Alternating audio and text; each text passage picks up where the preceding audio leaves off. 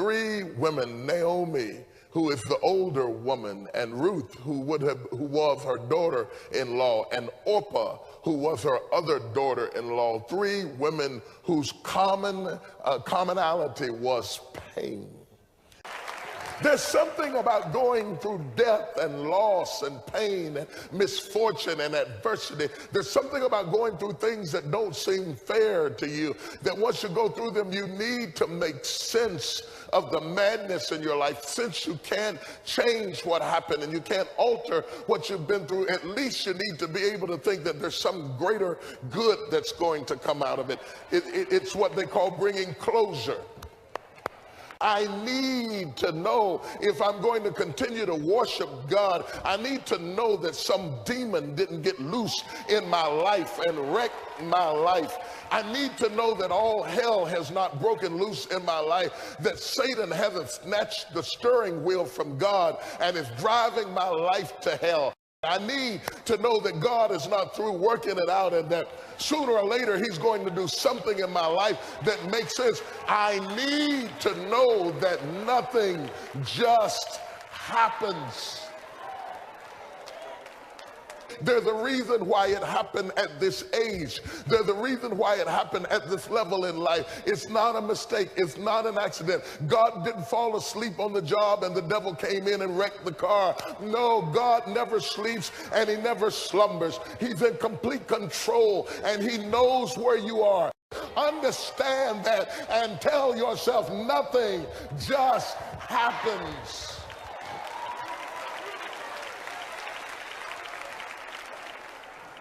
And so Orpah walks away. She walks away. I may have to turn this into a series because I can't get out of this. Orpah walks away and she cries and she goes back. And there are people who can walk away from you. And hear me when I tell you this. When people can walk away from you, let them walk.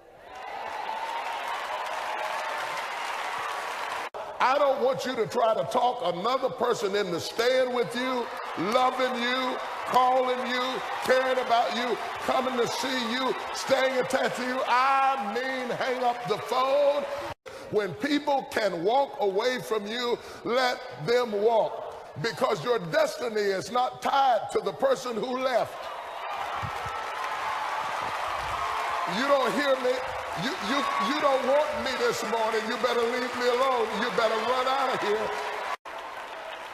Your destiny is never tied to anybody that left. The Bible said that they came out from us, that it might be made manifest that they were not of us. For had they been of us, no doubt they would have continued with us.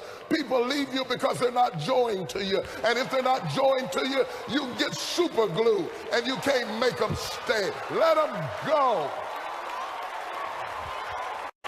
And it doesn't mean that Orpah was a bad person. It just means that Orpah's part in the story is over. And you got to know when people's part in your story is over, so that you don't keep trying to raise the dead.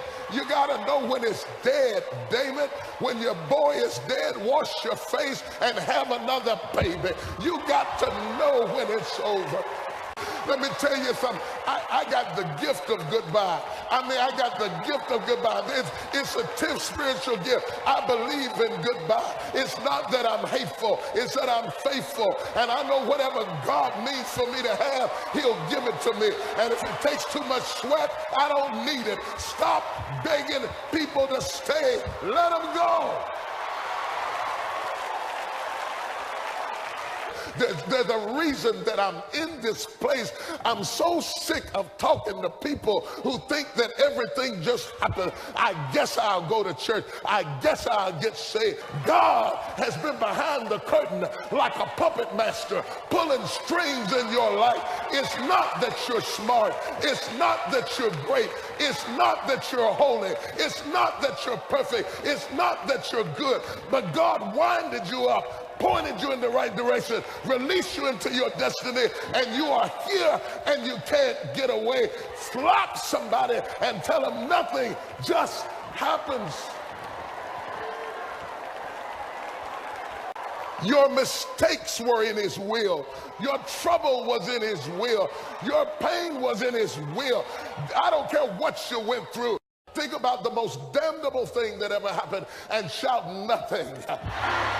Think about the most embarrassing thing that ever happened in your life and shout nothing. Think about the most impoverished, financially depleting thing that ever happened in your life and shout nothing. Think about the worst scandal that you ever went through in your life and shout nothing. Think about people who loved you and walked out and left you and shout nothing. Think about betrayal on the highest level of your life and shout nothing. Think about the struggle going on your job right now and shout nothing. Think about the attitude of your kinfolks and your family members and shout nothing. Think about how your boss is treating you on your job and shout nothing. Think about that disagreement between you and your children and shout nothing. Think about your past life of sin, your whoremongering, your inappropriateness, your attitude, your dysfunction, and shout nothing. Shout nothing. Let the devil hear you say nothing. That devil will think he won if you don't shout nothing. The devil will think he's in charge if you don't shout nothing. He'll think he's gonna win, but you gotta shout nothing. In the midst of hell and high water, shout nothing. In the midst of pain and despair, shout nothing. When your credit is denied, shout nothing. When you're evicted out of your house, shout nothing. When your boyfriend marries somebody else, shout nothing. Nothing.